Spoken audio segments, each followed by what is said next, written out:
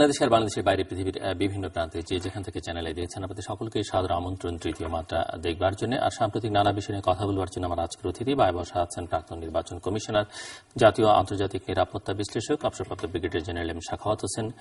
ডানে রয়েছেন প্রাক্তন রাষ্ট্রদূত মোহাম্মদ শফিউল্লাহ। স্বাগত আপনার দুজনকে স্টুডিওতে। ব্রিগেডিয়ার জেনারেল সাখাওয়াত হোসেন, অবরোধ এবং হরতালের মধ্যে আছে বাংলাদেশ এবং অন্যদিকে সরকার দাবি করছে যে পরিস্থিতি মোটামুটি ভাবে বেশ নিয়ন্ত্রণে চলে এসেছে এবং আপনি জানেন যে বৃহস্পতিবার রাত থেকে রাত 9টার পর থেকেই দূরপাল্লার গাড়ি চলাচল করতে পারবে বলে স্বরাষ্ট্র প্রতিমন্ত্রী জানিয়েছেন, যেটি একসময় নিরাপত্তাজনিত কারণে বন্ধ করে দেওয়া হয়েছিল। সংলাপের কথা বলা হয়েছে বিভিন্ন মহল থেকে আলোচনার জন্য, কিন্তু সরকার এক বাক্যে না করে দিয়েছে যে কোনো ধরনের সংলাপ বা আলোচনা হবে না, বরং এগুলো যারা বলছেন তাদের এক ধরনের নিন্দাও সরকারের দিক থেকে করা হচ্ছে। তো আমার প্রশ্ন হচ্ছে যে মানুষ সাফার করছে, বাংলাদেশের নাগরিকরা সবাই, অর্থনীতি, শিক্ষা ব্যবস্থা সবই বিপর্যস্ত। জয়ীটা হচ্ছে কি আসলে শেষ পর্যন্ত? যারা আন্দোলন করছেন বা এই আন্দোলনের সূত্র ধরে নাশকতা বা সহিংসতা হচ্ছে, কোন পক্ষ করছে সেটি যদি আমরা নাও বলি, হরতাল অবরোধ যারা করছেন তারা কি আসলে বিজয়ী হতে পারছেন এই কারণে যে তাদের এই হরতাল অবরোধের কার্যকারিতা দিনে দিনে কমে আসছে বলে মনে হচ্ছে? অন্যদিকে সরকার দমন পীড়নের মধ্য দিয়ে বা এক ধরনের অনমনীয় অবস্থানের মধ্য দিয়ে সরকার কতটা লাভবান হচ্ছে বলে মনে হচ্ছে? ধন্যবাদ আপনাকে। তৃতীয় মাত্রার দর্শকদেরকে আন্তরিক শুভেচ্ছা জানাচ্ছি। আমাদের মার্চ মাস, কিছুদিন পরেই আমাদের একটু স্বাধীনতার মাস, সবাইকে সেই স্বাধীনতার মাসের শুভেচ্ছা জানাচ্ছি। আরো শুভেচ্ছা জানাচ্ছি যে আমরা একটা অসাধারণ একটা ক্রিকেটে জয়ী হয়েছি, এটাও কিন্তু একটা বিরাট, এত নেগেটিভের বিষয়ের ভিতরে এটা অত্যন্ত পজিটিভ। আজকে খেলা আছে, আজকে নিউজিল্যান্ডের সাথে খেলা আছে। আমরা আশা করব যে এই ধারাবাহিকতা বজায় থাকবে। নিউজিল্যান্ডের সাথে কিন্তু আমরা এর আগে বহুবার জিতেছি, বরং নিউজিল্যান্ড এখন চাপের মধ্যে থাকবে। বাংলাদেশের হারাবারও কিছু নয়, চাপের মধ্যে থাকারও কোনো দরকার নেই। আশা করব যে যারা মানে তিন ফিল্ডেই, তিন ডিপার্টমেন্টেই ভালো খেলা দেখাবেন। আমরা তো অনেক দূর যেতে চাই এবং আমাদের মনে করি যে আমাদের টিমের কিন্তু সেই সামর্থ্য আছে। তো এটা দিয়ে যদি শুরু করি তাহলে একটা কথাই বলবো, বাংলাদেশের কিন্তু অনেক সামর্থ্য আছে, প্রচুর সামর্থ্য আছে, প্রচুর সম্ভাবনা। তো আমরা বলি, কিন্তু আমি বলি সামর্থ্য আছে। আপনি দেখেন যে সমস্ত দেশ গত 50, 60, 100 বছর থেকে ক্রিকেট খেলছে, তাদের মধ্যে বাংলাদেশ একদম নবীনই বলা যায়। ইংল্যান্ডের মতো দেশ, যাদেরকে বলা হয় ক্রিকেটের সূতিকাগার, সেই ইংল্যান্ডের মতো একটা মানে টিম থেকে আমরা ওয়ার্ল্ড কাপে এইভাবে জিতা একটা বিরাট বড় জিনিস। শুধু তাই না, পরপর দুটো ওয়ার্ল্ড কাপে ইংল্যান্ড খেলেছে এবং পরপর তিনটে ম্যাচে ইংল্যান্ড তো আপনার এখন আউট অফ দি, এবং এটা নিয়ে যে ইংল্যান্ডে কত হইচই হচ্ছে। তো আমাদের প্রচুর যে সম্ভাবনা বলেন, আমাদের সামর্থ্য বলেন, এই সামর্থ্যগুলো কিন্তু সীমিত হয়ে আসছে বা সামর্থ্যগুলোর প্রপার ইউটিলাইজ হচ্ছে না, প্রপার বিকশিত হচ্ছে না, শুধুমাত্র এই রাজনৈতিক হানাহানির কারণে। আপনি জিজ্ঞেস করছেন কারা জয়ী হচ্ছে, এটা তো খুবই খারাপ জিনিস যে রাজনীতিতে কে জয়ী কে পরাজিত, এটা যে আমরা যে আলোচনা করব, আমার মনে হয় এটাই তো একটা, আমার মনে হয় যেটা মানে আলোচনা করার বিষয় নয়। রাজনীতিতে জয় পরাজিত কোনো কিছু নেই। রাজনীতি আছে, ডেমোক্রেটিক কান্ট্রিতে ডেমোক্রেটিক প্রসেস আছে। সেই প্রসেসের মধ্যে জনগণ ডিসাইড করে, নির্ধারণ করে যে কাদেরকে তারা পাওয়ারে দেখতে চান, কাকে পাওয়ারে দেখতে চান না। এখানে আমাদের দেশে এখন এটা মনে হচ্ছে, যে কথা আপনি বললেন, আমি সরকারের বিভিন্ন মন্ত্রীদের মুখের কথাই বলছি যে জয়ী না হওয়া পর্যন্ত এটা চলবে, জয়ী না হওয়া পর্যন্ত সব চলবে। এখন গভর্নমেন্টের কাছে তো একটা কোয়েরসিভ পাওয়ার আছে, আর সেই পাওয়ার ইউজ করে যদি মনে করেন জয়ী হয়েছেন, আর বিরোধী দল যারা বিরোধ করছে তারা যদি মনে করে পেট্রোল বোমা দিয়ে মানুষ মারলাম, মানুষ আতঙ্কিত হলো এবং মানুষ আতঙ্কিত হতে সরকার কিছুটা কাবু হয়ে গেছে, সেটা যদি জয়ী হয়, তাহলে আমি বলবো যে ওনারা দুজনই পরাজিত হচ্ছেন। কারণ জনগণের সম্পৃক্ততা কিন্তু ক্রমেই আমাদের দেশের বর্তমান প্রেক্ষাপটের রাজনীতি থেকে সরে যাচ্ছে। মানুষের বিশ্বাস রাজনীতির উপরে বা রাজনীতিবিদদের উপরে যেটুকু ছিল সেটাও কিন্তু আস্তে আস্তে কমে যাচ্ছে। আপনি বলতে পারেন হ্যাঁ, দুই পার্টির একটা কোর সাপোর্ট আছে, অন্ধ সাপোর্ট আছে, তারা আর কিছু শুনতে চায় না, কিন্তু তার বাইরে তো জনগণ আছে। 16 কোটি জনগণের মধ্যে কারা রাজনীতির কোর সাপোর্ট? বেশিরভাগই আপনি ধরেন 1.5 কোটি 2 কোটি। বাকি লোক কারা? এই বাকি লোকের আপনি আজকে সার্ভে করে দেখেন যে তাদের মনোবৃত্তি কি। তারা যদি ফেড আপ হয়ে যায় রাজনীতি থেকে, তারা যদি রাজনীতির একটা বিরূপ ধারণা হয়, তাহলে সেখানে দেশের অবস্থা তো ভালো হওয়ার কথা নয়। কাজে এখানে জয়ীকে পরাজয়, আমি দেখছি দুজনেই পরাজিত, দুই পক্ষই পরাজিত। যদি আপনি আমাকে জিজ্ঞেস করেন, এটা তো বড় বিশ্লেষণ হতে পারে, কিন্তু দুই পক্ষই পরাজিত। আপনি শক্তি দিয়ে জয় করছেন, আরেকজন হলো মানে সন্ত্রাস বলবো, দুদিকেই বল প্রয়োগের চেষ্টা। হয়তো কারোর কাছে বল বেশি, যেহেতু স্টেট কোয়ার্সিভ পাওয়ার আছে, কারোর কাছে স্টেট কোয়ার্সিভ পাওয়ার নাই, তিনি আন্ডারগ্রাউন্ডে কাজ করছেন। তো এই বল প্রয়োগ করে কাদের উপরে করছেন? আপনি বল প্রয়োগ করছেন কিন্তু জনগণের উপরে। এবং মানুষ যে শান্তি যেটা চায়, সেটা কিন্তু এই শান্তি নয়। তারা চায় যে দেশ একটা সুস্থ ধারাতে চলবে, একটা ইলেকশন হবে, সেই ইলেকশনে জনগণের যে রায় হবে সেই রায় মেনে নেওয়া হবে, কেউ পাওয়ারে থাকবে, কেউ পাওয়ারে থাকবে না। কিন্তু আমরা 91 থেকে দুঃখজনকভাবে বলতে হয় যে প্রতিবারই কিন্তু এই পাওয়ার হ্যান্ড ওভার টেক ওভার নিয়ে হতে হতে হতে হতে এইটা তো এখন চরমে আছে। যখন বলা হয় যে ওকে নিশ্চিহ্ন করে দেবো, তার মানে একটা যুদ্ধ ভাব। নিশ্চিহ্ন আপনি কিভাবে করবেন? ফিজিক্যালি নিশ্চিহ্ন করবেন। যুদ্ধ গৃহযুদ্ধ এই কথাগুলো তো রাজনীতিবিদরাও বলছেন। আমি গৃহযুদ্ধ বলবো না, ওনারা বলছেন, রাজনীতিবিদরা বলতে পারেন, কারণ ওনারা অনেক কিছু বলেন যেটা আমি কোনো মিনিং দেখি না। যেমন ওনারা বলেন যে, আমি প্রায় শুনি যে কতগুলো কথা বলেন, যেমন যে বিচার বহির্ভূত হত্যাকাণ্ড ওনারাও করছে। বিচার বহির্ভূত হত্যাকাণ্ড তো সন্ত্রাসীরা করে না। বিচার বহির্ভূত হত্যাকাণ্ড ওটাকে বলা হয় যেখানে যাদের হাতে বিচার করার কথা, বা যারা আইনের প্রয়োগ করবেন, প্রয়োগ না করে তারা আইনটা নিজেরাই প্রয়োগ করেন, যেটা আপনার ধারাবাহিক আইন না করে নিজেই একটা সামারি ডিসপোজাল করেন। তো এই ধরনের কথা এখন রাজনীতিবিদরা যদি গৃহযুদ্ধ বলেন, ওনারা গৃহযুদ্ধ কি, I am sorry to say, ওনারা গৃহযুদ্ধ কি বোধহয় বুঝতে পারছেন না। ওনাদের গৃহযুদ্ধ দেখা হচ্ছে লিবিয়াতে গিয়ে, গৃহযুদ্ধ দেখা হচ্ছে সিরিয়াতে গিয়ে, গৃহযুদ্ধ নয়। তো আমি আপনাকে এই পর্যায়ে শুধু এটুকুই বলবো যে আমরা অত্যন্ত আনফরচুনেট যে আমাদের এখানে না ডেমোক্রেটিক প্রসেস হ্যাজ ওয়ার্কড, এবং সুস্থ ধারা রাজনীতিও কাজ করছে না। এটা কিন্তু আজকে যে হচ্ছে না, এটা তো আমরা আরো আগের থেকে দেখে আসছি। কাজে এখানে উইন উইন কারো নেই। আমি তো দেখছি লুজ। আপনি এর আগেও বলেছেন লিবিয়াতে রাষ্ট্রদূত ছিলেন অ্যাম্বাসেডর মোহাম্মদ শফিউল্লাহ। আপনি বর্তমান পরিস্থিতি কিভাবে দেখছেন বাংলাদেশের? যেখানে বাংলাদেশের লোক রাইফেল দেখেনি কোনোদিন, সারা যুদ্ধ করেছে, স্বাধীন করেছে, এবিলিটি, ক্রিয়েটিভিটি এবং সাহস। আর ডিপ্লোম্যাট হিসেবে আমি বলবো 1985 সাল পর্যন্ত আমরা আমাদের প্রধান কাজ ছিল বিদেশে খাদ্য সংগ্রহ করা, ফুড এইড, মানুষকে বাঁচাতে হবে, কিন্তু সেটা কোনো সম্মানজনক কাজ ছিল না আমাদের পক্ষে। ফুড এইড, আপনার কাছে ফুড চাওয়া আমাদের লোক খাওয়াবার জন্য, কিন্তু সেটা আমাদের মেইন স্টে ছিল। 1985 সাল থেকে একটা বিপুল একটা পরিবর্তন বাংলাদেশে আসছে। সেটা হলো কি, গার্মেন্ট ইন্ডাস্ট্রিগুলো তখন থেকে আরম্ভ হয়, তারপরে মেডিসিন পলিসি তখন অ্যাডপ্ট করা হয়, তার ফলে আজকে আমাদের সস্তা সমস্ত বিদেশি ওষুধ আমরা পাচ্ছি। আর গার্মেন্টের কথা বলতে গেলে দেশেই ভালো ওষুধ আমরা এক্সপোর্ট করছি। তারপরে ধরেন এর ফলে কি হয়েছে? এর ফলে হয়েছে যে আজকে আমরা ফুড এইড আমরা চাই না, আমরা খাদ্যে সম্পূর্ণ অর্জন আমরা করেছি। সুতরাং এদিকে বলবো বাংলাদেশের ফরেন পলিসিতে আমূল একটা পরিবর্তন আসছে। এটা সাটল, এটা অনেকে হয়তো লক্ষ্য করেননি। আমরা এখন বলতাম 98 পরে যে আমরা থ্যাংক ইউ সো মাচ, এতদিন বছর পর্যন্ত তোমরা আমাদের ফুড এইড দিয়েছ, কিন্তু আমরা এখন ট্রেড করতে চাই। তোমরা কি ট্রেড করবে? আমরা পোশাক তৈরি করে বিক্রি করতে চাই, আমরা ওষুধ বিক্রি করতে চাই, আমরা হার্ড অ্যান্ড স্কিন বিক্রি করতে চাই। তাহলে হলো কি, আজকে দেখেন আজ ওয়েস্টার্ন কান্ট্রি, ইউরোপ, আমেরিকা আজকে বাংলাদেশের গার্মেন্টের জন্য তারা আমাদের উপর নির্ভরশীল। আমাদের দেশে একটা বিপর্যয়ের বিরুদ্ধে আমরা চলছি, কিন্তু তারা আজকে আমাদের একটা মিউচুয়াল পার্টনার ওরা হয়ে গেছে। যেখানে আপনি অভ্যন্তরীণ বিষয়ে কথা বলতে চান না, সেখানে বায়ারদের অ্যালায়েন্স বলছে যে তোমরা কথা বলো, সংলাপ করো, সমঝোতায় আসো, না হলে আমরা তোমাদের কাপড় নিতে পারবো না। হ্যাঁ, ঠিকই বলছেন আপনি। এর কারণ হলো কি, এখন এখানে যদি অরাজকতা চলে দীর্ঘদিন, তাহলে কিন্তু বাংলাদেশের ক্রমান্বয়ে যে বিশ্বের বাজারে যে তাদের মার্কেট এটা হারাবে এবং ওরা ক্ষতিগ্রস্ত হবে। হ্যাঁ, তারা বলছে তোমরা নিজেদের ব্যাপারটা নিজে সামলিয়ে নাও। যদি তোমরা দীর্ঘদিন চলতে থাকো, এর কারণ হলে দেখেন এটা সিজনাল ব্যাপার।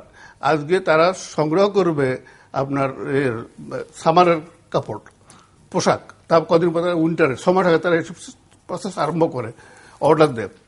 যদি এইভাবে চলতে থাকে তাহলে তো প্রোডাকশন হবে না, তাহলে ওদের মার্কেট ওরা ডাইভার্সিফাই করতে হবে। কোথায় করবে সেই মার্কেট ওদের কাছে নাই। সুতরাং ওরা বারবার চেষ্টা করছে। এটা আমি বলবো তাদের উদ্বেগ, উৎকণ্ঠা, এটা হস্তক্ষেপ নয় আমি বলবো।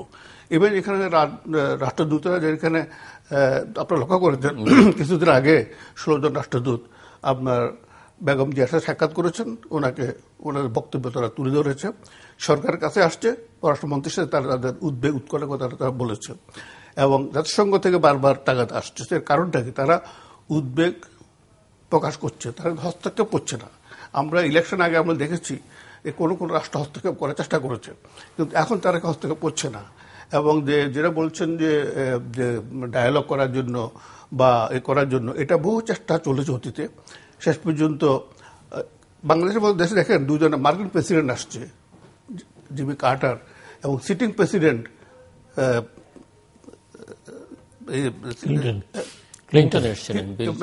হ্যাঁ উনি আসছেন একদিনের জন্য। উদ্দেশ্য একটাই যে আমাদের পলিটিক্যালি আমরা রিকনসাইল করি, আমরা যেন ডেমোক্রেটিক ওয়ে আমরা যাই। তো এর কারণ দেখেন সারা বিশ্বে কিন্তু আমাদের একটা ইউনিক পজিশন আছে। দুই মহিলা বাংলাদেশে 35 ইয়ার্স থেকে তারা রুল করছে, এটা কোথাও দেশে নেই।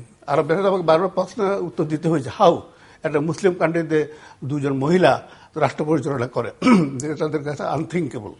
তো অনেক গুণা অ্যাচিভমেন্টের ভিতরে বাংলাদেশে যে আসছে, তার পিছনে আমাদের কৃষকদের, আমাদের এন্টারপ্রেনারদের, আমাদের পোশাক শিল্পের, মেডিসিন শিল্পের, জনগণের যে কথা বলবো বাংলাদেশে দেখেন এটা ফেসলেস পিপল। আজকে 14 লক্ষ ছেলে মেয়ে পরীক্ষা দিতে পারছে না। 14 লক্ষের পিছনে 1 কোটি লোক আছে, আত্মীয় স্বজন সব মিলিয়ে, কিন্তু এই 1 মাস 2 মাস থেকে চলছে, কিন্তু তার রাস্তায় নামেনি। পরম ধৈর্য তার পরিচয় দিয়েছে যে এটা শুরু হবে, কিন্তু দেখেন 1 কোটি লোক যদি রাস্তায় নামে, আজকে বাংলাদেশে কি থাকে?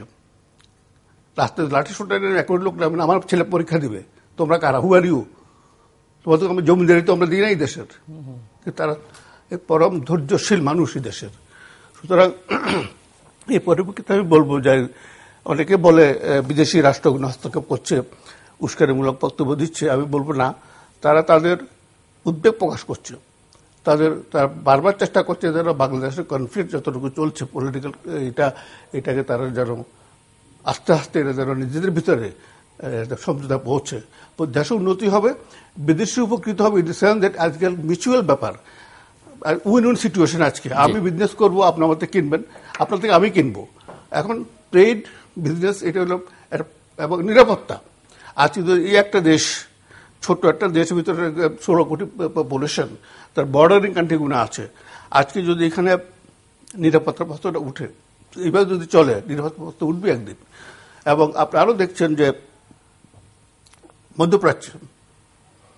মধ্যপ্রাচ্যের 2-3টা দেশ তছনছ হয়ে গেছে, লিবিয়া, সিরিয়া, ইরাক, এবং ISI এর মতো একটা জঙ্গি সংগঠন একটা দেশ ডিক্লেয়ার করে বসে আছে, এবং তাদের ঢেউ চলবে না চারিদিকে, তার কোনো রকম এরিয়া নাই। এই জন্য আজকে ইন্টারনেটের যুগ, ইনস্ট্যান্ট খবর পৃথিবীর এক কর্নার থেকে আরেক কর্নার 1 সেকেন্ডে পৌঁছে যায়।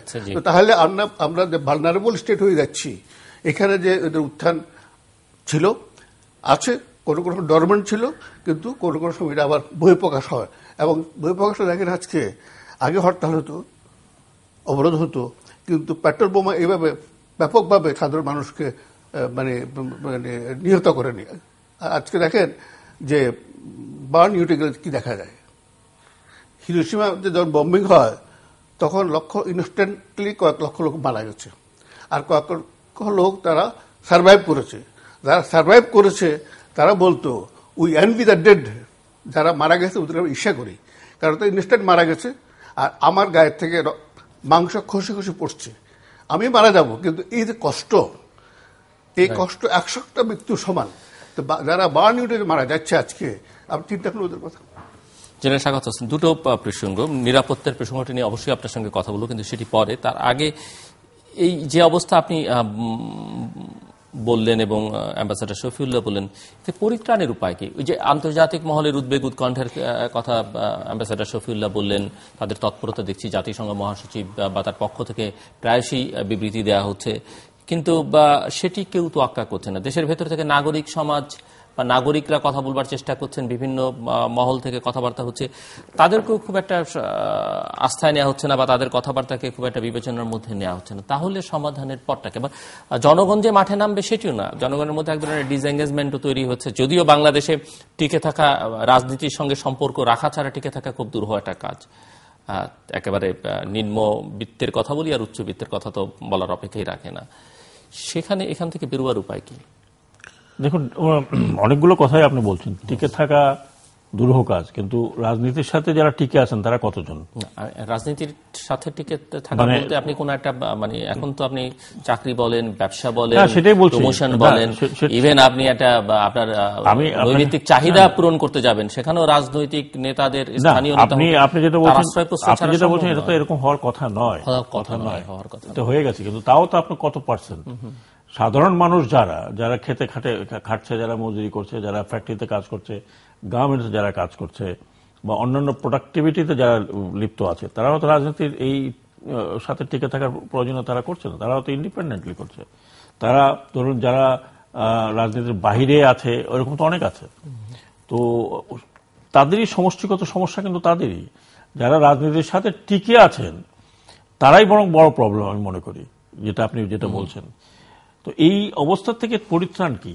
অবস্থার থেকে পরিত্রাণ কিন্তু একটাই, পরিত্রাণটা হচ্ছে আপনি দেশে একটা ডেমোক্রেটিক প্রসেস, এটাকে আপনি ব্যাহত করে টিকতে পারেন না। এটা ব্যাহত করলে এটার পরিণতি ভালো হয় না। এবং সমস্ত দুনিয়াতে আপনি দেখবেন যে যেখানেই ডেমোক্রেসি ব্যাহত হয়েছে বা যেই দেশে ডেমোক্রেসি আছে আজকে, সেইখানে কিন্তু অস্থিরতা নেই। যেখানেই ডেমোক্রেসি ব্যাহত হয়েছে বা একটা সিস্টেম নষ্ট হয়েছে, সেখানে কিন্তু আপনার এই সমস্যা সৃষ্টি হয়েছে। এই সমস্যা থেকে পরিত্রাণ তো সবাই চাচ্ছে, দেশের আপামর জনসাধারণ রাস্তা জিজ্ঞেস করেন, তারা সবসময় বলবে, প্রত্যেকেই বলে যে এর থেকে আমরা বেরোবো কিভাবে। এখন বেরোবার পথ তো কিন্তু দেওয়াই আছে, আপনি ডেমোক্রেসিতে যে পথ দেওয়া আছে সেই পথ আপনাকে যদি গ্রহণ করেন, তার বাইরের লোকের তো বলার দরকার নেই। আজকে পত্রিকায় দেখলাম যে র্যাবের, আমাদের একটা ল এনফোর্সিং এজেন্সি, তাদের কিছু ইকুইপমেন্ট সুইজারল্যান্ডে শিপমেন্ট করতে থেকে বন্ধ করে দিয়েছে, যেগুলো ফোনে আড়ি পাতা সংক্রান্ত। এক্স্যাক্টলি, ফোনে আড়ি পাতা কি আর দেশে হয় না? আর দেশে হচ্ছে না? আপনার আমেরিকা সেটা বলছে যে বাংলাদেশে মানবাধিকার লঙ্ঘন করা হবে। কথাটা হচ্ছে কোনটার সাথে কোনটা আপনি মিলাচ্ছেন। ফোনে আড়ি পাতা তো আমাদের দেশে একটা ল আছে, সরকার ইচ্ছা করলে করতে পারে। আজকে এই সরকার আছে না, কালকে আরেক সরকার এসে করবে, সেখানে মানবাধিকারের বিষয়টা ডেফিনেটলি আছে। কিন্তু কোন দেশে না হয়? আমেরিকাতে আপনার অ্যাঙ্গেলা মার্কেলের ফোনে করেনি, করছে, কিন্তু কেন বন্ধ করা আছে? যে বাংলাদেশের মানবাধিকার লঙ্ঘিত হচ্ছে। তো এইটা যদি হতে থাকে, উনি তো ডিপ্লোম্যাট ছিলেন, উনি খুব ডিপ্লোম্যাটিক্যালি কথা বললেন, কিন্তু এগুলো তো বাংলাদেশের যে আপনার ভাবমূর্তি তো উজ্জ্বল করছে না। সেখানে আপনি গার্মেন্টসের এক্সপোর্টের কথা বলেন, সেখানে আপনি অন্য এক্সপোর্টের কথা বলেন। আমরা এই যে বিএনপির যুগ্ম মহাসচিব সালাউদ্দিন, আমি সেটাই বলছি, আসছিলাম সে কথায়। আপনি একটা লোক যদি অন্যায় করে তাকে অ্যারেস্ট করতেই পারেন, government law enforcing agency arrest করতেই পারে, উইথ অ্যারেস্ট ওয়ারেন্ট আপনি অ্যারেস্ট করবেন। কিন্তু সেই লোক কোথায় গায়েব হয়ে গেল কেউ জানলো না, এই কথাটা বলা মানে হচ্ছে যে আমাদের দেশের সিস্টেম ইজ নট ফাংশনিং। তার মানে সরকারের দায়িত্ব হচ্ছে, আমি সরকার কিভাবে আসছে সেটা চ্যালেঞ্জ করছি না, সরকারের দায়িত্ব হচ্ছে জনগণকে একটা প্রোটেকশন দেওয়া বা একটা এনভায়রনমেন্ট তৈরি করা। সেখানে যদি পেপারে যেটা দেখলাম, 20-25 জন লোক গেল, গিয়ে তাকে নিয়ে আসলো উত্তরা থেকে, এখন এক পরিচয় দিয়ে, ডিবি পরিচয় দিয়ে বা পুলিশ পরিচয় দিয়ে। এখন যদি কেউ পুলিশও যদি না জানে এই অবস্থা, যেখানে সমস্ত একই কাহিনী তো মাহমুদুর রহমান মান্নার সময় হয়েছিল, এবং আমরা জানি না, আমরা যখন অনুষ্ঠানে কথা বলছি তখন তাকে পাওয়া যাবে কিনা বা কেউ হস্তান্তর করবে। না, আমার কথা হচ্ছে যে অ্যারেস্ট হতেই পারে, যে কেউকে অ্যারেস্ট করতে পারে না অন্য বিভিন্ন চার্জে, কিন্তু অ্যারেস্ট করুন। আদালত কালকে রুল ইস্যু করেছে। এটা তো হয় কি, এইগুলোতে এখন পুলিশ বলছে আমি জানি না, ওর কেউ জানে না, এইগুলোই তো আপনার বাইরে প্রচার হচ্ছে। এবং আজকে তো আপনি বাংলাদেশে কোনো জিনিস লুকিয়ে রাখার কোনো কিছু নাই। আপনি এখন বলবেন বিশ্বের কোথায় কি হচ্ছে, চট করে কালকে চলে আসছে। আপনার কোথায় লিবিয়াতে 2 জন বাঙালি অপহরণ হয়েছে, তার 2 ঘন্টার ভিতরে বাংলাদেশের সবাই জেনে গেছে। এখন তো আপনার তথ্য প্রযুক্তির যুগে আপনি তো কোনো কিছু লুকানো যায় না। এই জিনিসটা বাংলাদেশে এই ঘটনা ঘটছে, একটা নয় বারবার ঘটছে। সেইগুলো যখন প্রজেক্টেড হয় বাইরে, এটা তো আপনি আর ডিনাই করতে পারছেন না। এগুলো যখন প্রজেক্টেড হয়, সেই কারণে আপনি দেখেন আমাদের র্যাবের মতো একটা সংগঠন যার ইকুইপমেন্ট দরকার, সফিস্টিকেটেড ইকুইপমেন্ট দরকার, সেগুলো বন্ধ হয়ে যাচ্ছে। এই একটা আমরা দেখলাম, এরপরে যে আরো হবে না এটা তো আমরা জানি না। তো কাজেই আমাদেরকে তো এই অবস্থা থেকে বেরোতে হবে। এখন আমি যদি বলি যে সরকার একটা পাওয়ারফুল পজিশনে আছে, লেটস সে, কাজেই পাওয়ারফুল পজিশনের থেকে গভর্নমেন্ট এটাকে যদি যেভাবে বলেন, নেগোসিয়েশনে বলেন, আমি সংলাপের কথা বাদই দিলাম, সংলাপ শুনলে অনেকে মনে করে যে, তাহলে আপনি সংলাপও যদি না করেন, তাহলে আপনি একটা পরিবেশ তৈরি করেন, যেই পরিবেশে একটা গণতান্ত্রিক ধারা ফিরে আসে, এবং সেইটার যদি কেউ ফায়দা না নেয় এবং সেটাকে যদি নষ্ট করতে চায়, তাহলে জনগণ আর এই কথা বলবে না যে গভর্নমেন্ট স্টেপ নেয়নি। আপনি সংলাপ তো চট করে আপনি আজকে বললেন, কালকে তো সংলাপ হবে না। একটা পরিবেশ সৃষ্টি করতে হবে, একটা গণতান্ত্রিক ধারা করতে হবে। যারা অন্যায় করেছে তাদের বিরুদ্ধে আপনি অ্যাকশন নেন। আমরা তো বলছি যে পেট্রোল বোমা যারা মারছে তাদের বিচার করুন, তাদেরকে প্রপারলি ধরুন। কিন্তু আপনি যদি গয়রহ গ্যাং করে 15 জনের 20 জন 1000 লোকের বিরুদ্ধে মামলা করলেন, নাম নাই, তারপরে যখন ধরা হয় তখন লোকে তো অনেক রকমের ডাউট করে। এটা করে তো কোনো লাভ হবে। আবার আদালত থেকে ওয়ারেন্ট ইস্যু করবার পরে তো বেগম জিয়াকে অনেকদিন সেটাও একটা গ্রেফতার করা হচ্ছে না। প্রধানমন্ত্রী বলছেন গুলশান থানায়। এখন গুলশান থানায় কেন পৌঁছলো না, কি পৌঁছলো না, এটা তো আমি বলতে পারবো না। এটা এখন তো আদালতই বলতে পারবে যে ওয়ারেন্ট দেওয়ার পরে এটা কেন পৌঁছলো না। আবার ওয়ারেন্ট ছাড়া লোক কোথায় চলে যাচ্ছে কোনো খবর নেই। তো এইগুলো কিন্তু হয় কি, এইগুলো কারা করছে আমি জানি না, কাদের মানে এই সমস্ত বেশি গবেষণা করে এগুলো বের করে। এতে হচ্ছে কি, এই যে আপনি বলছেন যে ফরেন মিশনগুলো, তারা তো প্রতিদিনই তাদের খবর পাঠাচ্ছে। এখানে বাংলাদেশে আর না হলেও আপনার 20 থেকে 25টি নিউজ সংস্থা আছে, যারা বিদেশি নিউজ সংস্থা, বিবিসি বলেন, ভয়েস অফ আমেরিকা বলেন, আল জাজিরা বলেন, সবই আছে। তো আপনি আমার যেই দেশের ভাবমূর্তিটা উজ্জ্বল করার জন্য সবাই চেষ্টা করেছে, সেইখানে যদি এই ধরনের ঘটনা ঘটতে থাকে, তাহলে এগুলো তো ইকুয়েট করা হয়। আর যারা দেশের মধ্যে নাই, ইভেন আমাদের দেশের মধ্যে আমাদের নাগরিক যারা বহুদিন থেকে বাইরে আছে, তারা মাঝে মধ্যে জিজ্ঞেস করে দেশে আসা সেফ কিনা। তার মানে বাহিরে কি ধরনের একটা আপনার পরিস্থিতি হচ্ছে। তো এইটার থেকে তো আমাদেরকে বেরোতে হবে। আমরা তো এই অবস্থাতে পড়ার কথা নয়। আমি মানে যদি 71-এর পরের কথা চিন্তা করি, একটি রাষ্ট্র যুদ্ধ করে বের হয়ে আসছে, it takes time to settle. সেটেলমেন্টের পরে যেভাবে আমরা অগ্রগতি হচ্ছে, আপনি চিন্তা করেন যে আমরা কিন্তু অনেক ইন্ডিকেটরে ইন্ডিয়াকে পিছনে ফেলে গেছি, মানে সাবকন্টিনেন্টে অনেক দেশকে পিছনে ফেলে গেছি। এটাও তো একটা আন্তর্জাতিক বিষয় হতে পারে যে আমরা যদি এত অগ্রগতি করে যেতে পারি, একটা ছোট্ট দেশ, আশেপাশে তো অনেক রাজ্য আছে যারা হয়তো এটা চাইবে না যে এইভাবে যাক।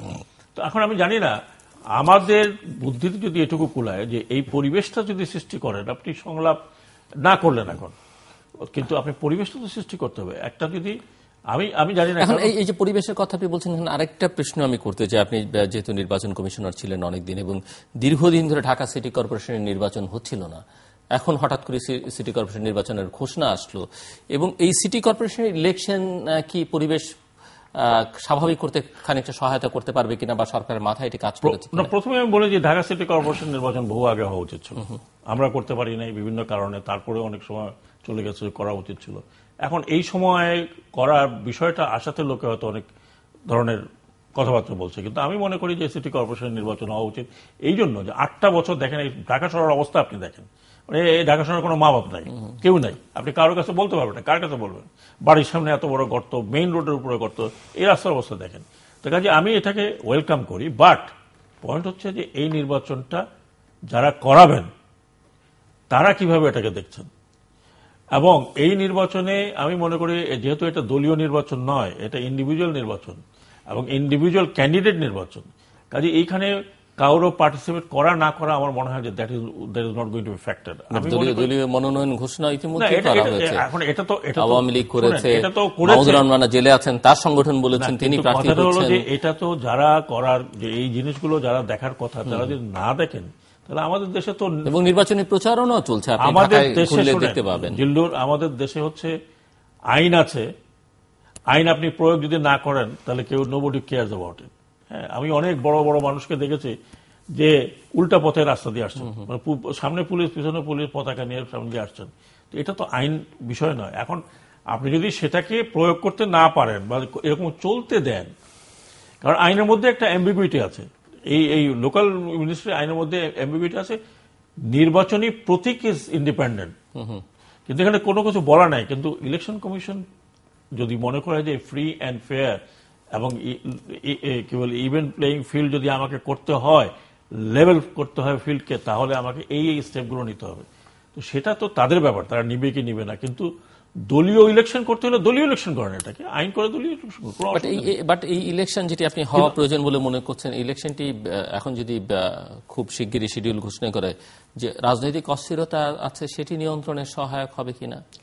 যদি এখানে সবাই পার্টিসিপেট করে, আপনি যদি ক্রেডিবল ক্যান্ডিডেটদেরকে পার্টিসিপেট করতে দেন, ক্রেডিবল ক্যান্ডিডেটদেরকে যদি আপনি হয়রানি না করেন, ক্রেডিবল ক্যান্ডিডেটদেরকে যদি আপনি দাবরানি না দেন, তাদের ওয়ার্কারকে ধরে নিয়ে না নিয়ে যান, যদি সবাইকে করতে দেন, তাহলে আমি মনে করি অন্তত ঢাকা ক্যাপিটাল সিটিতে একটা ইলেকশনের পরিবেশ যদি হয়, ফ্রি অ্যান্ড ফেয়ার ইলেকশনের পরিবেশ যদি হয়, তাহলে আমাদের এই অবস্থা থেকে আমরা অনেকটা পরিত্রাণ পেতে পারি। আর যদি তা না হয়, তাহলে এটা দিয়ে কোনো লাভ হবে না। আরেকটি ছোট প্রশ্ন করে আমি অ্যাম্বাসেডর শফিলের কাছে যাচ্ছি, যে ইলেকশন হলো ধরেন এই যে 5টি সিটি কর্পোরেশন বা আরো একাধিক বেশ কয়েকটি সিটি কর্পোরেশন নির্বাচনের মেয়রদেরকে এখন তারা তাদের মেয়র পদ থাকছে না, এইগুলো তো অভিযোগে তাদের বিরুদ্ধে অনিয়মের কথা বলছেন, সেক্ষেত্রে অনিয়মের কথা বলছেন, সেক্ষেত্রে নির্বাচন করে কি লাভ হবে, বা কে অপোজিট ধারার সে সেই বা কি করবে, তাকে হয়তো বরখাস্ত করা হবে। এইগুলো তো এই জন্যই বলা হয় যে আইনের যে দুর্বলতাগুলো আছে, আইনের যে প্রবলেমগুলো আছে, আমরা যখন সংলাপের কথা বলি বা তখন কিন্তু আমরা শুধু ইলেকশন যে একটা হবে, সেটা ইলেকশনটা হলো, তাতে is that the end of it? আপনাকে এই সময় যদি আপনাকে আলোচনা করতে হয়, লম্বা আলোচনা করতে হবে, how you proceed in future. যেমন এই আপনি লোকাল গভর্নমেন্ট কথাগুলো বলেন, 5 জন মেয়রের মধ্যে বোধহয় 4 জনকে অলরেডি হয় কেউ জেলে, না হয় সে বাইরে, আর না হয় সে পলাতক, আর না হয় তার বিরুদ্ধে চার্জশিট। আপনি বরখাস্ত করলেন 5 জনকে। আপনি যদি জনপ্রতিনিধিকে বরখাস্ত করেন মন্ত্রণালয় থেকে, এটা তো আপনি ডেমোক্রেসির প্রতি কোনো, আমার মনে হয় না যে কোনো শ্রদ্ধা দেখানো হলো। কিন্তু সেই ক্ষেত্রে আপনি যেটা বলছেন, this is kind of intimidation. তার মানে এখানে যে হবে তাকেও আমি এটা করতে পারি। তো এগুলো নিয়ে আমাদেরকে চিন্তা ভাবনা করতে হবে। এটা যে এই অ্যাবসলিউট পাওয়ার জনপ্রতিনিধিদের না, এইটাকে আপনি এই সংলাপের কথা যখন বলা হয়, তখন অনেক কিছুর কথাই কিন্তু বলা হচ্ছে। ইট ইজ নট অনলি যে এখনই একটা নির্বাচন দেন, এখন নির্বাচন দিলে কি হবে, হয়তো এনারা না থেকে আরেকজন আসবে, সে কি আমাদেরকে একবারে মানে বেস্ট অফ দি সিচুয়েশন দেবেন? হয়তো এই ধারা চলবে, আবার উল্টা ধারা চলবে, আবার আরেকটা আমরা দেখবো যে আরেক সমস্যা। তো সমস্যাগুলো নির্ধারণ করে এটা কিন্তু লং টার্মে একটা সেটেলমেন্ট না হয়, এবং সেটা কিন্তু বিদেশিরা করতে পারবে না, সেটা আমাদের নিজেদের মধ্যে থেকে উদ্যোগ নিতে হবে। কাজে যারা উদ্যোগ নিচ্ছেন তাদেরকে এইভাবে হেও না করে, আমার মনে হয় let them say how they want to do it. তারা তো কোনো প্রতিপক্ষ হচ্ছে না, আমি তো এটাই মনে করি। অ্যাম্বাসেডর মোহাম্মদ শফিউল্লাহ, কোনো মন্তব্য যে আলোচনা করলাম আমি আলোচনা করেছেন আপনার যে বিভিন্ন ইলেকশন পদ্ধতি নিয়ে বা ওয়ে আউট কি। তো এখানে শুধু এক পক্ষ চেষ্টা করলে হবে না, উভয় পক্ষ চেষ্টা করতে হবে। আজকে যদি পেট্রোল বোম চলতে থাকে, তাহলে তো পরিবেশ কখনো সুস্থ পরিবেশ ফিরিয়ে আসবে না দেশে। আর যদি আপনার লাগাতার ভাবে হরতাল চলে, তাহলে আপনি দেখেন যে যারা আমাদের ছেলেমেয়েরা আপনাদের লেখাপড়া বিঘ্নিত হচ্ছে। আমরা শুধু পরীক্ষার কথা চিন্তা করছি, কিন্তু রেগুলার স্কুল কলেজ হচ্ছে কিনা, হচ্ছে না। তো তাহলে দেখেন এখন। বাট আপনি কি মনে করেন যে অপোজিশন যদি নাগরিকদের চাপে, বা সবাই যেহেতু বলছে এগুলো বন্ধ হোক, এবং অনেকের ধারণা যে তারা হরতাল অবরোধ তুলে নিলেই এই নাশকতা সহিংসতা বন্ধ হয়ে যাবে, সেটি যদি তারা করে, তাহলে যে রাজনৈতিক কজের কারণে তারা এই মুভমেন্টটা করছেন, সেটি যৌক্তিক হোক অযৌক্তিক হোক, সেই কজের কোনো সুরাহা হবে কিনা, অর্থাৎ সরকার সেখানে রেসপন্স করবে কিনা? সেখানে দেখেন একটা দুটো প্রশ্ন আছে। আজকে যারা নাশকতা করছে তারা কিন্তু ওন করছে না, বিএনপিও করছে না, আওয়ামী লীগও করছে না, আর আপনার যারা বোম মারছে তারাও করছে না। এখন ডায়ালগ হতে গেলে কার সাথে হবে, সেটা 1 নম্বর প্রশ্ন। 2 নম্বর প্রশ্ন হলো যে এরা কারা?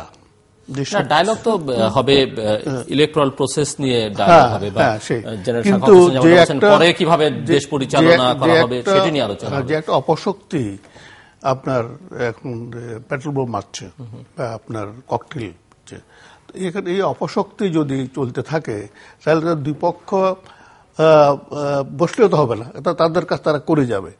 তো সেটা দমনের উপায় কি? কিন্তু আপনার কাছে মনে হয় না যে দুই পক্ষের মধ্যে যদি একটা সমঝোতা হয়, যেহেতু রাজনৈতিকভাবে এই দুটো পক্ষই সবচেয়ে শক্তিশালী, এদের মধ্যে সমঝোতা হলে অপশক্তির পক্ষে অ্যাক্ট করা খুব ডিফিকাল্ট? তাহলে এটাই প্রমাণ মনে হয় কিনা না, এটাকে প্রমাণ করে না যে আজকে হরতাল অবরোধের জন্যই আপনার এই সহিংসতা হচ্ছে, এই পেট্রোল বোম হচ্ছে। আজকে আমি উইথড্র করলে এটা বন্ধ হয়ে যাবে, তার মানেটা কি? আমি উইথড্র করে আমি চালিয়ে যাচ্ছি বলে ওরা সেই সুযোগটা দিচ্ছে, তাই না? তো তার মানে আমি দায়ী এটার জন্য। আমি যদি আজকে অবরোধ না দিতাম তাহলে তো পেট্রোল বোম প্রশ্ন আসতো না। বিবদমান রাজনৈতিক শক্তিগুলো যদি ঐক্যবদ্ধ হয়, মানে একটা সমঝোতা কিছু বিষয়ে নীতিগতভাবে ঐকমত্য পোষণ করে, তাহলে অপশক্তি যাদেরকে আপনি বলছেন তারা তাদের অ্যাকশন গুলা করবার ক্ষেত্রে একটু ভেবেচিন্তে করবে। আমার ধারণা যে তারা আছে করছে, তারা অনেকটা আমি বলবো যে আরবান গেরিলার স্টাইলে তারা এই কাজ করছে। কারণ ভালো একটা নির্বাচনের পরিবেশ যদি তৈরি হয় এবং নির্বাচনে যদি সকল রাজনৈতিক দল পার্টিসিপেট করে এবং সেরকম একটা এনভায়রনমেন্ট যদি নিশ্চিত করা যায়, আজকে হোক কালকে হোক 2 বছর পরে হোক যখনই হোক, সেক্ষেত্রে এই অন্যরা কেউ তো চাইবে না যে নির্বাচনের পরিবেশটা নষ্ট হোক। কারণ যারা ক্ষমতা আছে তারাও মনে করবেন যে তারা জিততে পারেন, যারা অপোজিশন আছেন তারাও দীর্ঘদিন ধরে মনে করছেন যে তারা বিজয়ী হবেন। তো কেউ তো সেই ইলেকশনের পরিবেশ নষ্ট করতে চাইবে না। ডিকোটমি আমার কাছে মনে হয় যে ডিকোটমিটি হলো এই জাতীয় ইলেকশনে একটা বৃহত্তর পার্টি অংশগ্রহণ করেনি, কিন্তু তার উপজেলা ইলেকশনে অংশগ্রহণ করেছে এবং তার ভালো রেজাল্ট পেয়েছে। তো এখন তখন পরিবেশটা ভালো ছিল, এসব ছিল না। আজকে যে অবরোধ এবং হরতালের আবরণে আমি বলবো যে বোমাবাজি হচ্ছে, যেটা পেট্রোল বোমা যেটা হচ্ছে, আমার ধারণা যে এটা একটা কভার পাচ্ছে এক দল থেকে, কিন্তু কাজ করছে যেটা নন স্টেট অ্যাক্টর, উনি নিরাপত্তা বিশ্লেষক, উনি ভালো বলতে পারবেন। নন স্টেট অ্যাক্টররা তারা এই কাজগুলো করছে, যে যেটা তৃতীয় মাত্রা বলবো বাংলাদেশে, যে পেট্রোল বোম নিক্ষেপ করা, নিরীহ মানুষ হত্যা করা, এটা কিন্তু আগে ছিল না। আগে ছিল যখন একটা যুদ্ধ অপরাধীর ফাঁসি হতো তখন আপনার শিবির এবং জামাত রাস্তায় নামতো, তারা দংটা তো কার্য করতো এই। কিন্তু এখন দেখা গেছে যেটা অন্যরকম, এখন কোনো কার ফাঁসি নতুন করে হুকুম হচ্ছে না, হয়েছে আগে হয়ে গেছে। এর মধ্যে এইটা চলছে, একটা কভার আপের আন্ডার এটা চলছে, এবং যে ডায়ালগ বলে, সংলাপ বলে, পরিবেশ বলে, সেক্ষেত্রে অনেকগুলো প্রিকন্ডিশন দেয়া আছে। যে প্রিকন্ডিশনগুলো ইলেকশনে আগেও ছিল, যে সিটিং প্রধানমন্ত্রীর আন্ডারে ইলেকশনে যাব না। কিন্তু তারা খুব চেষ্টা করেছিল সমঝোতা করার জন্য যে হ্যাঁ ইলেকশন সিটিং প্রাইম মিনিস্টার আন্ডারে হবে, তবে সব কি মিনিস্ট্রিগুলো আপনাদেরকে দেওয়া হবে, হ্যাঁ হোম মিনিস্ট্রি, ইউনিয়ন মিনিস্ট্রি আপনাদেরকে দেওয়া হবে। এখন তো কনস্টিটিউশন যে বর্তমান প্রধানমন্ত্রী উনি থাকবেন, কোনো ক্ষমতা ওনার থাকবে না, কিন্তু সেটাও পর্যন্ত সমঝোতা পৌঁছতে পারেনি আর কি। এটা সবচেয়ে ভালো ফর্মুলা ছিল তখনকার সময়, এবং সেই জন্য আজকে দেখেন বিদেশিরা কেউ হস্তক্ষেপ করছে না, মানে তারা হস্তক্ষেপ হাত গুটিয়ে নিয়েছে সবাই, বক্তৃতার ভিতরে তারা সীমাবদ্ধ, এবং রাষ্ট্রদূতরা এখানে বুঝবার চেষ্টা করছে, ওরা তো চোখে দেখছে।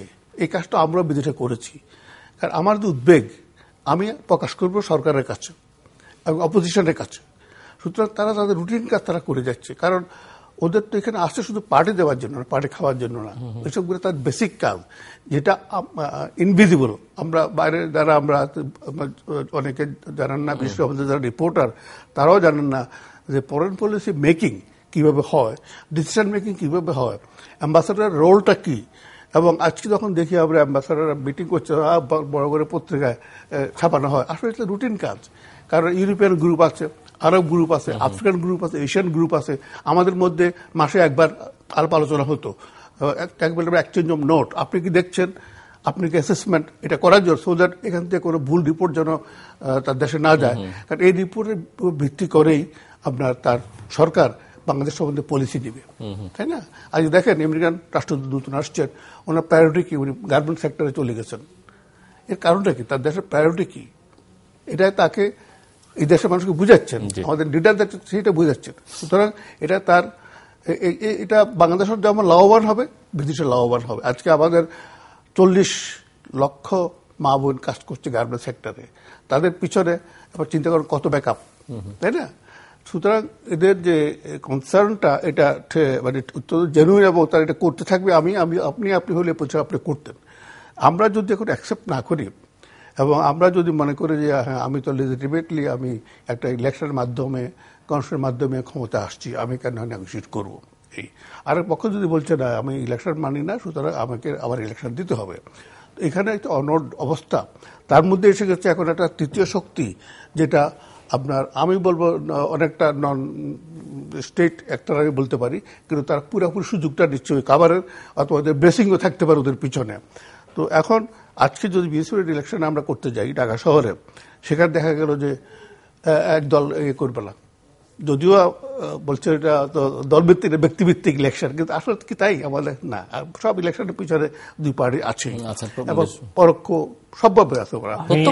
আমি লিগ্যাল পয়েন্ট অফ ভিউ থেকে বলছি, কমিশন পয়েন্ট অফ ভিউ না, আপনি ঠিকই বলছেন, আপনি সঠিক বলেছেন। এটা দল সাপোর্ট করে বা সাপোর্ট না করে কেউ যে দাঁড়ায়, আপনার বক্তব্য সঠিক, কিন্তু তা কি হয় আমাদের দেশে? তা হয় না। সুতরাং সবসময় শ্যাডো থাকেই পিছনে, নমিনেশন থেকে আরম্ভ করে ক্যাম্পেন পর্যন্ত সবকিছুই। তো এখন একটু বেশি হচ্ছে, অত্যন্ত বেশি হচ্ছে, কারণ হচ্ছে পুরো সমাজ পোলারাইজ হয়ে গেছে একদম। মানে ক্লাস 5 থেকে আরম্ভ করে আপনার এমএ পর্যন্ত দেখবেন দুই দল হয়ে গেছে, এক বেঞ্চে বসে না, বন্ধু বান্ধব বাসা যাওয়ার কথা বলে না, সেই টোটালি পোলারাইজ হয়ে গেছে সোসাইটি এখন। সেই পরিপ্রেক্ষিতে হ্যাঁ ইলেকশন করা দরকার, 8 বছর হয়ে গেছে, দুর্গন্ধ রাস্তায় বেরোতে পারি না, ইলেকশন হলে হয়তো মেয়র ইলেক্টেড মেয়র হয়তো he look after this thing. তো এখন এক পক্ষ তো করবে না যে আমাদের এই কন্ডিশনগুলো মানা হয় না, সুতরাং আমরা ইলেকশনে যাবো না।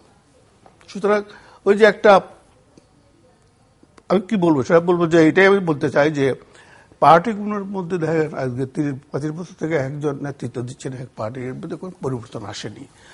পরিবর্তনটা কিসের জন্য? নতুন করি সমীকরণ। যেমন ভারতে আপনি দেখেন, ভারতে কংগ্রেস সরকার ছিল, বাংলাদেশ পলিসি একরকম ছিল।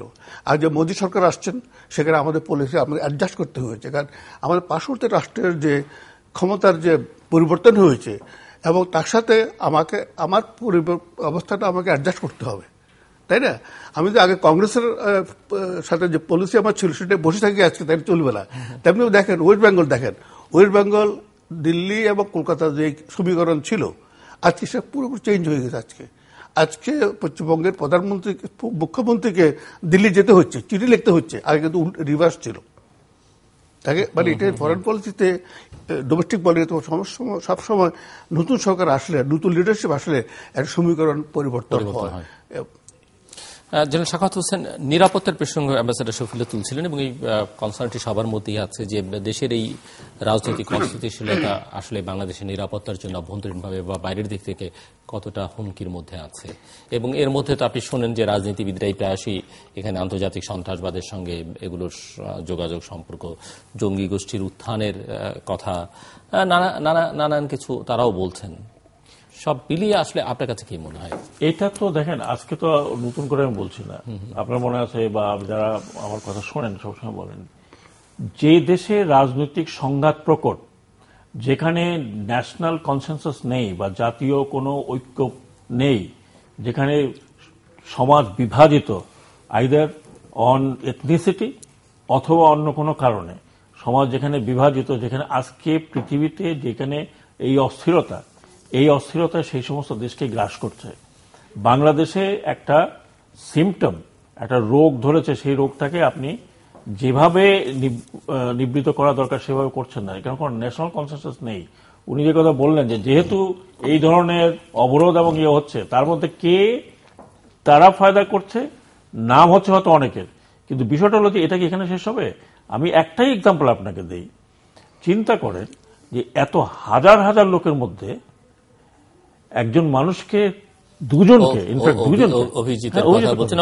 অভিজিতের স্ত্রী পুলিশের ভূমিকা সহ নানা ভূমিকা নিতে, আমি পুলিশের ভূমিকায় বাদ দেন, আমি যেটা বলছি যে এই উত্থানটা কিন্তু আমরা রুখতে পারছি না। কেন পারছি না? কারণ আমাদের জাতীয় কোনো ঐক্যের মধ্যে নেই, এবং এই জাতীয় ঐক্য যেখানে এস্টাবলিশ আপনি করতে পারবেন না, সেখানে এই অবস্থাতে যাবে। আমি আরেকটা এক্সাম্পল দিই। বাট উত্থান রুখতে পাচ্ছেন না, কিন্তু এটি কি নিশ্চিত হওয়া গেছে যে তাকে হত্যা কে করেছে? না, আমি তো সেটা হচ্ছে না। তার কারণ ওই যে একই কথা, তো ব্লেম গেমে চলে যাচ্ছেন আপনি যখনই ব্লেম গেমে যাবেন, তারাও জানে যে আমি একটা করে যাব, ব্লেম গেম, আমার নাম হবে না আরেকজনের নাম। আপনি হয়তো অ্যারেস্ট করছেন কিছু সাসপেক্টেড মানুষ, কিন্তু পাচ্ছেন না। পুলিশের মুখপাত্রই বলছেন যে যাকে গ্রেফতার করা হয়েছে হ্যাঁ তিনি হয়তো উস্কানি দিয়েছেন বা বলেছেন তাকে হত্যা করা হবে, কিন্তু এই হত্যার সঙ্গে তার সংশ্লিষ্টতা যদি আমি বলি পাওয়া যায়নি।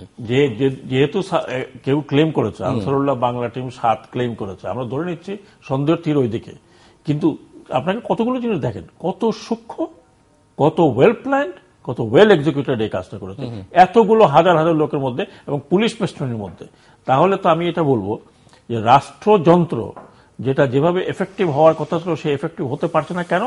কারণটা হচ্ছে যে এই যে আপনার 2-3 মাস ধরে একটা পলিটিক্যাল অচলাবস্থা আছে, এই অচলাবস্থা কি মানুষকে এফেক্ট করছে না? আপনি যারা ইউনিফর্মে আছে তাদেরকে এফেক্ট করছে না? দিনের নাই রাত নাই, তাদেরও তো একটা স্ট্রেস লিমিট, সবকিছুর কিন্তু একটা স্ট্রেস লিমিট আছে। আপনি যেটাকে আমরা বলি ওয়ার স্ট্যামিনা, আপনি একটু যুদ্ধ যদি লাগান, আপনার ওই সেনাবাহিনীও কিন্তু একটা ওয়ার স্ট্যামিনা আছে, কতদিন চলতে পারে, ফটিগ এসে যায়। তারপরে আপনার আরো পারিপার্শ্বিক অনেক বিষয় আছে যেই কারণে যারা ল এনফোর্সিং এজেন্সি তাদেরকে যেভাবে ফাংশন করার কথা সেভাবে তারা ফাংশন করতে পারছে না। দেয়ারফর হোয়াট আপনি কি দেখছেন? আপনি দেখছেন একটা গোজামিলের তালি, কোনো একটা ঘটনা ঘটলো, 100 জনকে ধরে নিয়ে আসলাম বা 5 জনকে ধরে নিয়ে আসলাম বলে এই লোক করছে। এখন এগুলো করার কারণে আমাদের যে নিরাপত্তা যেটা নিয়ে আমরা উদ্বিগ্ন, সেটা কিন্তু সেই নিরাপত্তা আপনার বিঘ্নিতই রয়ে যাচ্ছে। আপনি যে ধরেও নিয়ে আসলেন, জেনুইনলি ধরে নিয়ে আসলেন, এমন উইক আইন বা এমন উইক আপনার ইনভেস্টিগেশন যে কোর্টে যাওয়ার সাথে সাথে এটা জামিন হয়ে যায়। এখন কোর্ট তো আর দেখছে না, কোর্ট তো আপনার পেপার দেখবে, এভিডেন্স দেখবে, এভিডেন্স নেই, তো আপনি জামিন দিয়ে দিচ্ছেন, জামিন দিয়ে পেয়ে সে নিউ লিজ অফ লাইফে চলে যাচ্ছে। আজকে পেপারে দেখলাম যে একজনকে খোঁজা হচ্ছে সেই লোকটা তো মানে এক ধরনের অভিযুক্ত কোনো না কোনো, সেই লোকটা গেল কোথায়, হাওয়া হয়ে গেল।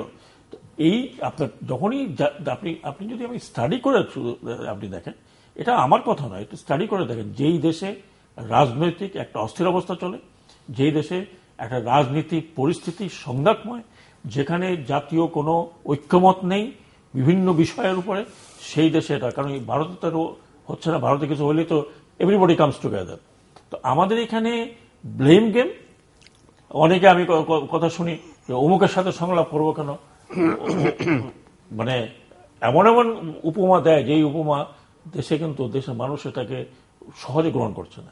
কারণ আপনি রাজনৈতিক পরিস্থিতি করে আপনি একটা সংলাপ করবেন বা আলোচনা করবেন, আলোচনা না করেন একটা রাজনৈতিক বা ডেমোক্রেটিক প্রসেস চলতে দিবেন, সেটা না দিয়ে যদি এই ব্লেম গেম চলতে থাকে, তাহলে আপনি এই উত্থান দেখবেন। এবং এই উত্থান আপনি শুধুমাত্র শক্তি দ্বারা এটাকে নিবৃত করবেন, আজ পর্যন্ত এরকম প্রমাণিত হয়নি।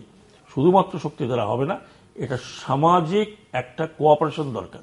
আপনি সামাজিক কোঅপারেশন পেতে হলে আপনাকে একটা রাজনৈতিক পরিস্থিতির একটা ইজ পরিস্থিতি থাকতে হবে। আজকে যদি আমি মনে করি যে একটা ডেমোক্রেটিক প্রসেস আছে, সবকিছু আছে, আপনি দেখবেন যে সমাজের একটা রেজিস্ট্যান্স তৈরি হয়ে গেছে এগুলোর বিরুদ্ধে, কিন্তু সেই রেজিস্ট্যান্স আমরা তো দেখছি না। যদি রেজিস্ট্যান্সে থাকতো তাহলে এই লোকগুলো সময় সময় কোথা থেকে উদয় হয়, কোথা থেকে বেরোচ্ছে, কেউ তো ধরাই দিচ্ছে না। তো কাজে এটা আমার মনে হয় যে সমস্ত কিছু কিন্তু একটা রাজনৈতিক প্রজ্ঞার উপরে নির্ভরশীল। এখন যদি দুই দিকেই যদি আপনার শক্ত অনড় অবস্থা থাকে যে আমি ওকে আগে নিশ্চিহ্ন করব, তারপরে আমি দেখব কি করা যায়, ছোট্ট প্রশ্ন, উত্তরটা ছোট্ট হলে ভালো হয়, সময়ের যেহেতু শেষের দিকে। এই যে গত 2 মাস ধরে যে ধরনের নাশকতা বা সহিংসতা হচ্ছে, এর যে প্যাটার্ন, এটি কি মনে হয়, এটি কি আউটসোর্সিং রাজনৈতিক কর্মীরা করছে, নাকি এটি বাইরে থেকে, যেমন বলা হচ্ছে যে এটি কোন রাজনৈতিক নেতা, বিশেষ করে যারা সরকার সংশ্লিষ্ট, যে আন্তর্জাতিক সন্ত্রাসবাদের সঙ্গে সম্পর্ক আছে, কেউ বলছেন এটি আইএসআই করছে, কেউ বলছেন আইএস এর সঙ্গে যুক্ত হয়ে পড়েছে। আপনি তো যেহেতু নিরাপত্তা নিয়ে কাজ করেন, লেখাপড়া করেন, আপনার কাছে কি মনে হয় প্যাটার্নটা? আমরা অনেক সময় করি কি, যখন আমরা এখানে আসি তখন অত্যন্ত সরলীকরণের কথা বলি। আমি বলে দিতে পারি যে এটা বাইরের হাত আছে। আপনি কি প্রমাণ করেছেন এ পর্যন্ত? আপনি কি জনগণের কাছে নিয়ে আসছেন? কারা এরা? আপনি অন দ্য স্পট কজনকে ধরতে পেরেছেন? বরং আরো উল্টা দেখা যাচ্ছে, এই কেউ তৈরি করছে, কেউ কারোর কাছে বিক্রি করছে, কেউ আবার আউটসোর্সিং করে মারছে। পেট্রোল কোথা থেকে আসছে? পেট্রোল কি বিদেশ থেকে আসছে? Where from this petrol is coming? এটা তো এমন কোনো না। বোতল কোথেকে আসতেছে? আপনি কোনো সোর্স খোঁজ নিয়েছেন? তো কাজেই আপনি একটা কথা যখন একটা স্টেট লেভেলে বা কেউ যদি গুরুত্বপূর্ণ কোনো ব্যক্তি এটা বলে থাকেন, তাহলে আমি বলবো যে যদি তাই হয় তাহলে এটা তো প্রমাণিত হতে হবে। আপনি প্রমাণের আগে যদি আমরা এরকম কথা বলি, তাহলে আবার ওই যারা করছে তারাও কিন্তু পার পেয়ে যাচ্ছে। এখন এটা পরিস্থিতি একটা তৈরি হয়েছে, সেই পরিস্থিতিতে হয় পলিটিক্যাল পার্টি ইজ ইনভলভ, সেটাও প্রমাণ করতে হবে, অথবা সামবডি এলস ইজ ইনভলভ, বা এটা এমন অবস্থা চলে গেছে, এটা বাণিজ্যের মধ্যে চলে গেছে, যে পেট্রোল বোমা মার তুই 500 টাকা পাবি, বা পেট্রোল বোমা বাড়া তুই 1000 টাকা পাবি, তাই তো হচ্ছে। বিনা টাকায় তো কোনো কিছু হচ্ছে না। আপনি সবার সমিতি বলেন, যাই বলেন, এখন জনগণের পয়সা দেওয়া ছাড়া কোনো উপায়। এখন ব্যাপারটা হলো কি, this is become a pattern, এটা যে আজ কালকে শেষ হয়ে যাবে এমন না, কালকে যারা আসবে হয়তো করবে। এবং এই প্যাটার্নের মধ্যে শুধু আন্তর্জাতিক যে একটা সম্পর্ক থাকবে তাই না, আমাদের যে সংগঠনগুলো আছে, আন্ডারগ্রাউন্ড সংগঠনগুলো আছে, আলট্রা লেফট, আলট্রা রাইট, তারা যে এই পরিস্থিতি ঘোলাটে আরো করছে না, বা অন্যান্য এলিমেন্ট যে পরিস্থিতি ঘোলাটে আরো করছে না, সেটা তো আমরা পারসেপ্টিভ কথাবার্তা বলি। অ্যাম্বাসেডর শফিউল্লাহ, কনক্লুডিং রিমার্কস শেষ করবো আমরা। কনক্লুডিং রিমার্কস তো বলতে গেলে আসলে তো এটা কোনো সবকিছু শেষ হয়ে হইল না, শেষ এটাই বলতে হয়। কারণ আলোচনা তো দীর্ঘদিন থেকে চলে আসছে, বিভিন্ন মহলে, বিভিন্ন স্তরে বিজ্ঞজনেরা যারা দেশ সম্বন্ধে অনেক অভিজ্ঞ, আমার তো কোনো অভিজ্ঞতা নেই রাজনীতি সম্বন্ধে বাংলাদেশের, আমি যে কোনো সাধারণ মানুষের মতোই। তো এখন আমি আমার নিরাপত্তা খুঁজি, আমি গাড়ি নিয়ে বাইরে যাব, আমি ফিরে আসতে পারবো কিনা, আমার ওয়াইফ গেলে আমার ওয়াইফ আবার অক্ষত অবস্থায় ফিরে আসবে কিনা, এটা ব্যক্তিগত পর্যায়ে এসে গেছে। এখন একটা ইনসিডেন্ট হয়, আজকে তো আমি যেটা আগে বলেছি, instant transmission for the world, ছেলেমেয়েরা বিদেশে টেলিফোন করে, ওরা অস্থির হয়ে যায়, তোমার দেশে কেন আসো, রিটায়ার করে যাও, এখানে চলে আসো, তাই না? এখন সার্বিকভাবে আমরা এমন একটা অবস্থায় আছি, একটা ভীতিজনক পরিস্থিতিতে আমরা আছি। সরকার চেষ্টা করছে, এই ব্যাপারে কোনো সন্দেহ নেই। আর যে এখন যে আরবান গেরিলা স্টাইলে যেটা চলছে, সেটা আমরা দেখতে পাচ্ছি, faceless unidentified people they doing it. 1000 লোকের ভিতরে আপনার এখানে একটা লোক বোম মেরে দিল, আপনি দেখতে পারবেন না কে করেছে। ইনফ্যাক্ট সবাই একই রকম ড্রেস পরে ঘুরে বেড়াচ্ছে সব। এবং শহরের থেকে মফস্বলের অবস্থা আরো খুব খারাপ, আমি যা রিপোর্ট পাই বা আমি যখন যাই, কারণ সেখানে ল এনফোর্সিং এজেন্সির সংখ্যা খুব কম এবং যারা পলিটিক্যাল এলিমেন্ট তার সংখ্যা অনেক বেশি। এবং সেখানে একটা জিনিস সুবিধা অসুবিধা যেটাই বলেন, একে অন্যকে চিনে, কে আওয়ামী লীগ করে, কে বিএনপি করে, কে জামাত করে, একবারের মধ্যে আছে। হ্যাঁ, একবার ভিতরে আছে, শুধু আইডেন্টিফাইড। এখানে ঢাকা শহরের ডিফিউজ সিচুয়েশন, আমি বুঝি না কে কোন পার্টি করে, তাই না? তো এখন এটা শেষ। হ্যাঁ, হিউম্যান রাইটের প্রশ্ন আসছে এখানে। আমরা যা দেখে আসছি এই পর্যন্ত, হিউম্যান রাইট কার আছে এখানে? হিউম্যান রাইট যে ভিকটিম, তার কোনো হিউম্যান রাইট নেই। যে মারা গেল তার হিউম্যান রাইট নাই, যে মারলো তার হিউম্যান রাইট আছে। আমরা তখন বলে ওকে গুলি করে মেরে ফেললো বিনা বিচারে, কিন্তু যে লোকটা মারা গেল তার হিউম্যান রাইটটা কোথায় গেল? তার ফ্যামিলি কোথায় আজকে?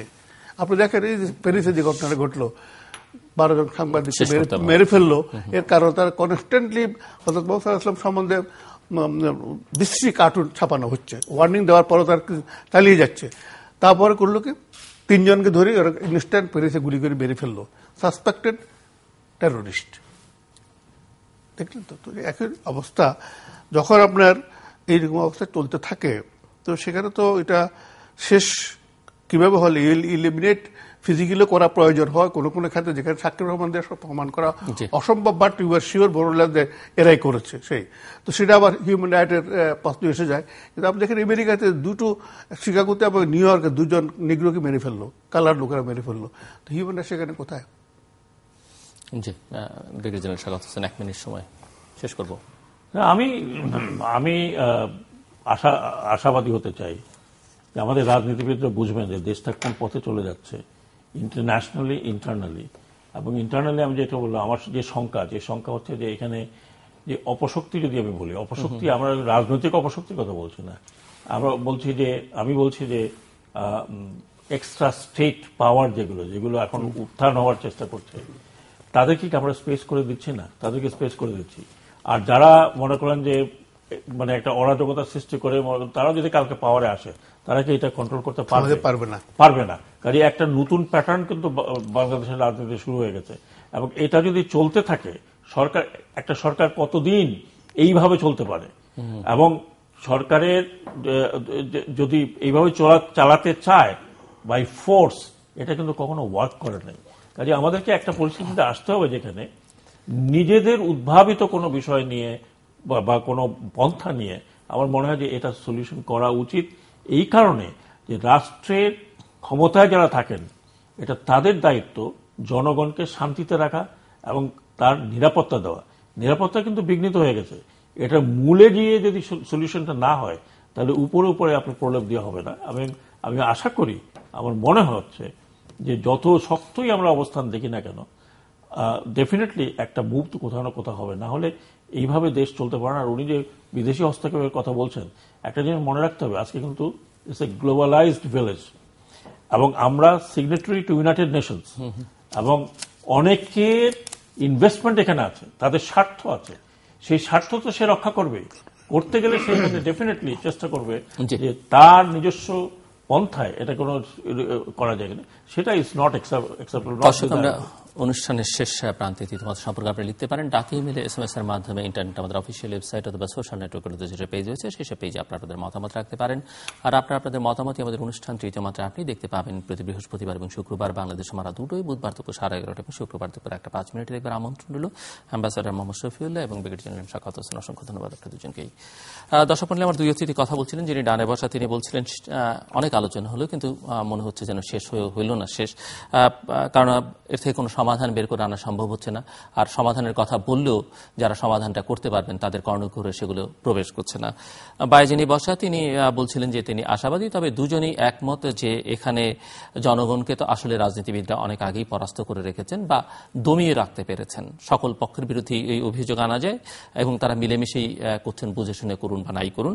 এবং দুপক্ষই যে এখন উইন উইন সিচুয়েশনে আছে সেটি কিন্তু নেই, দুপক্ষই কিন্তু লুজ করছেন। তবে সেরকম একটা সিচুয়েশন তৈরি করা যেতে পারে যদি এক পক্ষ তাদের আন্দোলনের ঘোষণা এবং সাইমালটেনিয়াসলি অন্য পক্ষ একটা সংলাপের ঘোষণা দেন, কিন্তু সে পথে তারা হাঁটছেন না, সেটিও মোটামুটিভাবে স্পষ্ট। বরং তারা এক ধরনের অপশক্তিকে বাংলাদেশের রাজনৈতিক প্রক্রিয়ার মধ্যে যুক্ত করে ফেলছেন এবং অপশক্তিকে আসলে স্পেস করে দিচ্ছেন, যেটি হিতে বিপরীত হবে সকল পক্ষের জন্য। এখন যারা ক্ষমতায় আছেন তাদের জন্য, যেমন ভবিষ্যতে যারা ক্ষমতায় আসবার স্বপ্ন দেখছেন তাদের জন্য। এবং নিজেরা যদি সমঝোতার পথ, নিজেরা যদি সমাধানের পথ বের করেন ভালো, না হলে কোনো না কোনো দিক থেকে, দেশের ভেতর থেকে হোক বাইরে থেকে হোক, ভালো কেউ করুক কিংবা খারাপ কেউ করুক, একটা না একটা মুভ হবে যেখানে আসলে এই অবস্থার একটা অবসান হতে হবে। এবং একথা ওনারা স্মরণ করিয়ে দিয়েছেন যে মানুষের জান মালের নিরাপত্তার দায়িত্ব কিন্তু সাংবিধানিকভাবেই সরকারের, এবং যেটি বর্তমান সরকার স্বেচ্ছায় নিয়েছেন। কাজেই কে কি করলো না করলো সেটি ব্যাখ্যা দিয়ে বলে খুব একটা লাভ হবে না। শেষ পর্যন্ত দায়িত্বটা কিন্তু তার, প্রত্যেকটি নাগরিকের জীবনের নিরাপত্তা নিশ্চয়তা দেওয়া। দর্শক, আমাদের সঙ্গে থাকবার জন্য অসংখ্য ধন্যবাদ। আপনাদের সবার জন্য শুভকামনা।